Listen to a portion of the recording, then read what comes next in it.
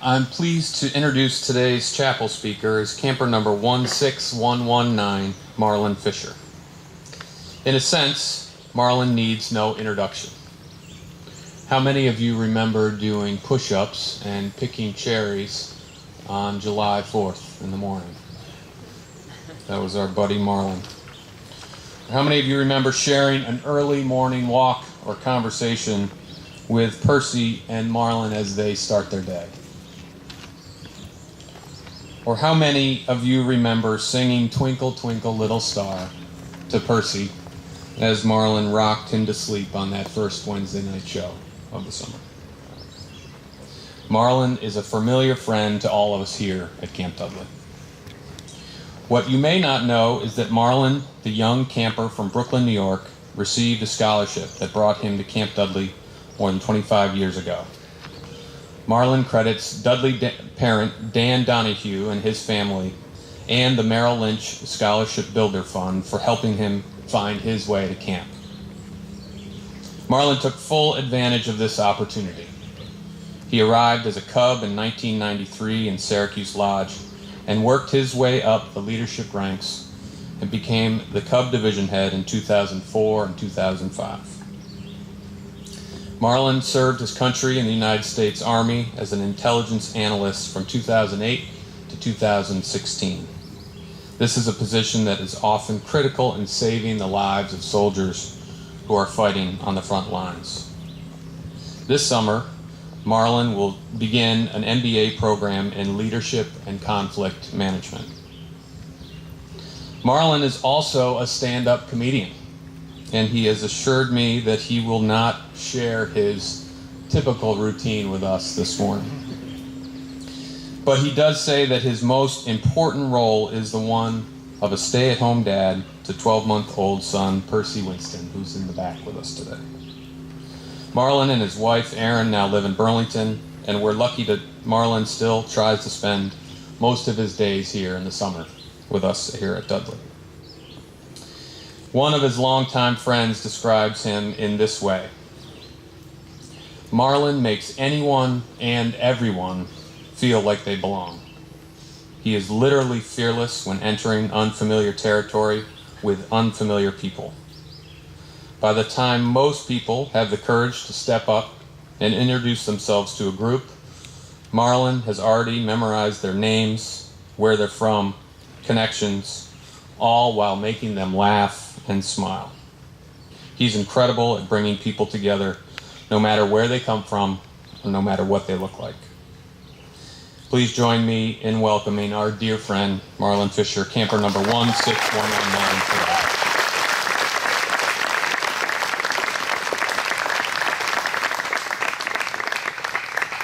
Thanks, Matt.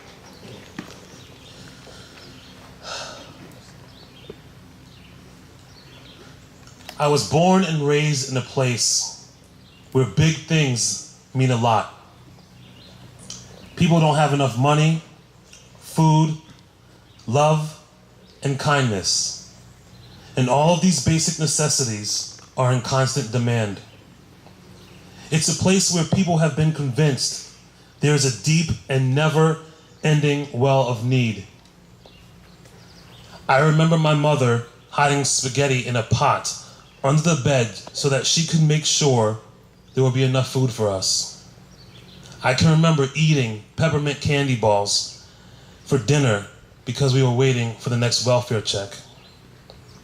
When I go home and visit, I still see the same picture. Those struggling to get by, working to survive, hustling to put food on the table for all the mouths to feed.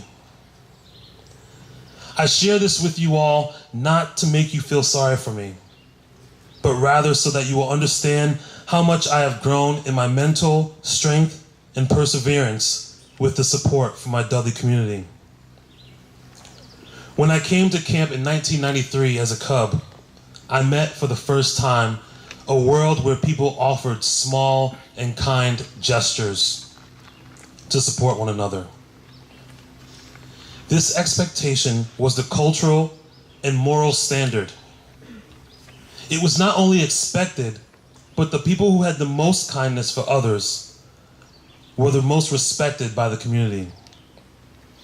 I immediately noticed the details: the fully wrapped up hugs, the offering of a ride, the willingness to be a buddy, and the lasting relationships built on small and consistent trust and affection. At Dudley, I came to understand that the motto that I now cherish deep in my soul and is tattooed on my shoulder, "The other fellow first," can be broken down by doing my part each and every day in small and seemingly insignificant ways to support and soothe another in need. When the big survival challenges are present, like in my home community, it is difficult to remember Dudley's motto. People are using every ounce of energy to make ends meet and seemingly do not have the resources to offer other support. Our poorer communities are becoming more and more divided and violent because of this. When there is not enough, there are always sides. What I have found is that when there are sides, life only grows increasingly more difficult. Since I came to Dudley and learned the valuable lesson of small and kind gestures, I understand that even when I believe I do not have enough, even when it feels like I need all of my resources, that is the most important time to give to others first. I am reminded of this past November. Percy was 4 months old. I was in school working on my degree. I was staying at home taking care of Percy, which came with its own financial and emotional constraints. I was also trying to work around my wife's schedule and support her in her professional endeavors, of which there are many, to say the least. There was not extra time or energy, or so it seemed. As I stopped by one of my side jobs to pick up my paycheck, the bosses advised me that there was an older lady who had forgotten where she had parked. She wasn't from the area, and she had gotten completely turned around and was now profoundly lost, tired, and desperate. I know what it feels like to be lost.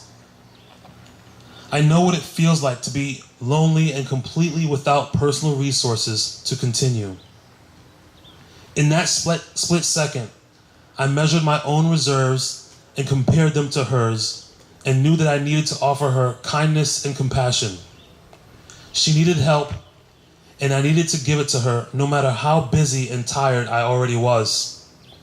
I offered her the front seat of my car, and we drove around, up and down the streets for about an hour until I finally spotted her car. She thanked me profusely and drove away. Several months later, she tracked me down. I received a letter from her. She told me that my help had impacted her deeply, that she was so frightened and I made her feel safe, and that she was deeply grateful for my help. She included a long handwritten note and wished my son and family and provided me a check for the gas money and my troubles. In that moment, I realized wherever she was, we were connected for life. I had touched her life, and she had touched mine in return. It was an incredibly small gesture I made to help her, and from her note, it was clear it meant the world to her. Many of you here today helped me through such a moment and probably don't even know your impact on me. In 2008, I joined the United States Army to serve this country. I didn't know what else to do. I was lost. I was maneuvering uncharted territory and desperately needed a guide. I was deployed to Afghanistan as an all-source intelligence analyst in 2010, and I was good at my job, but I was lonely. I was in the desert and I missed the fresh and green blue mountains and Lake Champlain. I persevered because that is something I know how to do when my resources are low.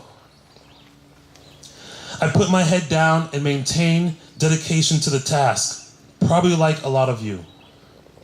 But that didn't make missing this community and loved ones any easier. One day, a package arrived that still means so much to me.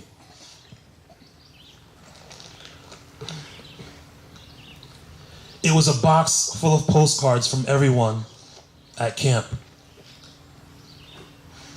It was the words of support from so many of those that touched my heart and helped me find peace in knowing that I was loved, missed, and cherished by those that I loved, missed, and cherished. The words that some of you here took the time to write those many years ago still remain one of my prized possessions. I read them to my wife when we first met. I read them every once in a while. I will read them to Percy as he grows. And my hope is that having a few of you read what you wrote to me will help you understand just how simple it probably was for each of you and how deeply it changed my life in Afghanistan.